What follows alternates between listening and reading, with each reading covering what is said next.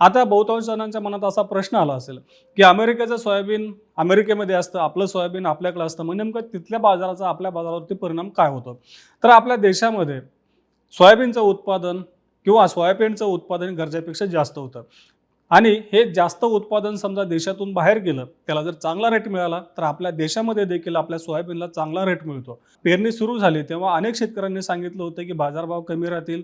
व्यापारामधली ही अनिश्चितता लक्षात घेऊन अमेरिकेतील शेतकऱ्यांनी यंदा सोयाबीनची पेरणी कमी करण्याचं ठरवलं होतं. पण नेमकं पुढच्या काळामध्ये व्यापार युद्ध जे सुरू होतं त्याला स्थगिती मिळाली. म्हणजे जे काही दोन्ही देशांनी एकमेकांच्या आयातीवर मोठ्या प्रमाणात आयात शुल्क लावलं होतं, त्या आयात शुल्काला व्यापारी वाटाघाटीसाठी स्थगिती दिली होती. त्यामुळं अमेरिकेमध्ये देखील सोयाबीनचं क्षेत्र गेल्या वर्षी एवढंच राहील असा अंदाज आहे. सुरुवातीला असा अंदाज होता की अमेरिकेतली सोयाबीनची पेरणी जवळपास 14% कमी होईल. पण आता तसं काही होणार नाही असा अंदाज खुद्द अमेरिकेतून सुद्धा पुढे येतोय.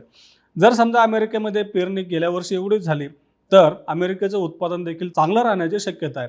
कारण अमेरिकेमध्ये यंदा सोयाबीन पिकासाठी पोषक वातावरण राहील असा अंदाज तेथील हवामान विभागाने व्यक्त केलेला आहे.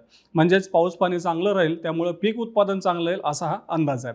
आता अमेरिकेचं सोयाबीन जवळपास सप्टेंबर महिन्यापासून बाजारामध्ये यायला सुरुवात होतं. आपला सोयाबीन हे जवळपास ऑक्टोबरच्या मध्यानंतर बाजारात यायला चालू होतं. त्यामुळं अमेरिकेच्या बाजारामधल्या ज्या काही घडामोडी आहेत, तिथले जे काही दर आहेत, हे आपल्या सोयाबीनसाठी महत्त्वाचे आहेत.